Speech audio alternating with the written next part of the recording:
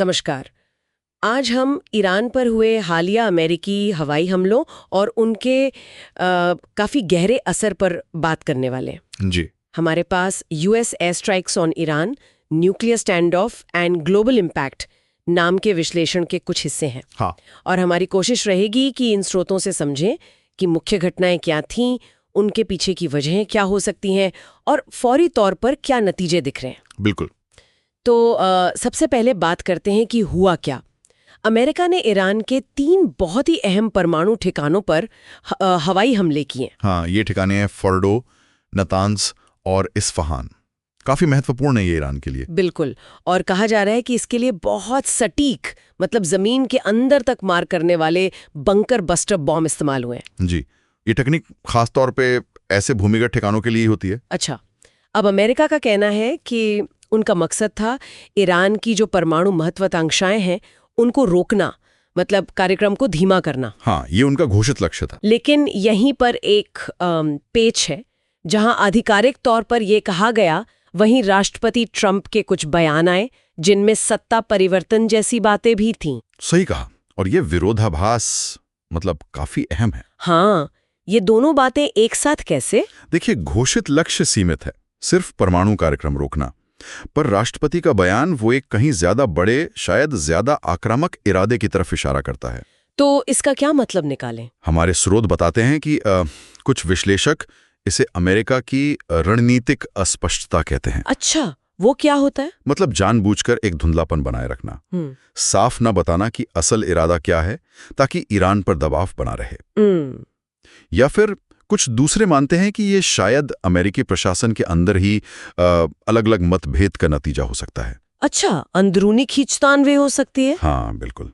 पर वजह चाहे जो भी हो, इस तरह के जो मिले जुले सिग्नल जाते हैं, उनसे स्थिति और ज्यादा, आप कह सकते हैं, अनिश्चित और खतरनाक हो जाती है। हाँ, ये अनिश्चितता तो साफ दिख रही है और जाहिर है ईरान चुप नहीं बैठा है। जी नहीं, बिल्कुल नहीं। खबरें हैं कि ईरान ने भी जवाबी कार्रवाई शुरू कर दी है, मिसाइल और ड्रोन हमलों से। हाँ, बिल्कुल। और यहीं से जो क्षेत्रीय सुरक्षा का ताना बाना है वो और ज्यादा उलझ जाता है। कैसे? देखिए, ये हमले और जवाबी हमले एक खतरनाक चक्र शुरू कर सकते हैं। मतलब एक्शन रिएक्शन का एक ऐसा सिलसिला जिसमें हर कदम दूसरे पक्ष को और ज्यादा भड़का सकता है। हाँ, एक बढ़त लेने की कोशिश। बिल्कुल। और सबसे बड़ा डर होता है गलतफहमी का, या कोई अनजाने में हुई चूक जो हालात को एकदम से काबू से बाहर कर दे। और ये तनाव सिर्फ अमेरिका और ईरान के बीच की बात नहीं रह जाती, इसका असर पूरे मध्य पूर्व पे पड़ता है।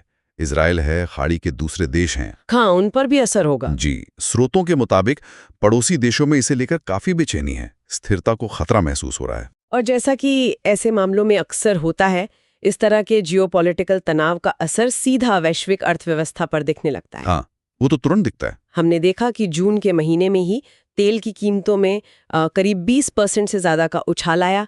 ब्रेंट क्रूड लगभग $77 प्रति बैरल तक चला गया। जी, और ये तो शायद मतलब बस शुरुआत हो सकती है। असली चिंता की बात है हॉर्मुज़ जलडमरू मध्य। हाँ, वो तो बहुत ही अहम रास्ता है। बिल्कुल।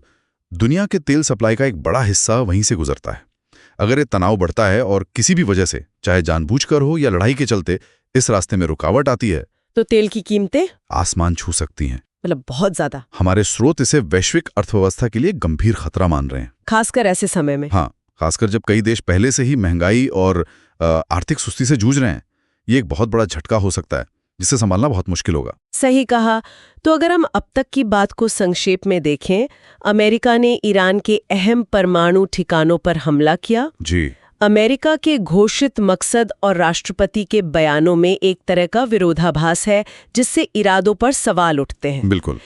ईरान ने जवाबी कार्रवाई की है, जिससे क्षेत्रीय तनाव खतरनाक स्तर पर पहुंच गया है। हाँ। और इसका पहला असर वैश्विक तेल बाजार पर दिखा है। कीमतें बढ़ी हैं और आगे और बढ़ने का खतरा मंडरा रहा है। आपने बिल्कुल सही तरीके से इसे समेटा है।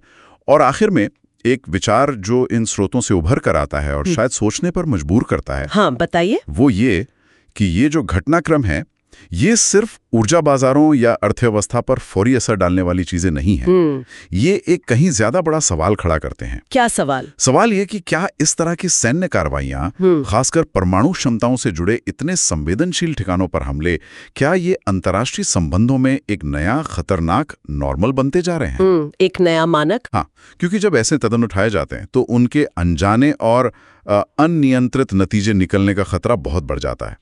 यह हमें सोचने पर मजबूर करता है कि क्या दुनिया इस तरह के टकरावों के एक नए, ज्यादा अस्थिर दौर में जा रही है, जहां पुराने नियम, पुरानी सीमाएं वो शायद धुंधली पड़ती जा रही हैं।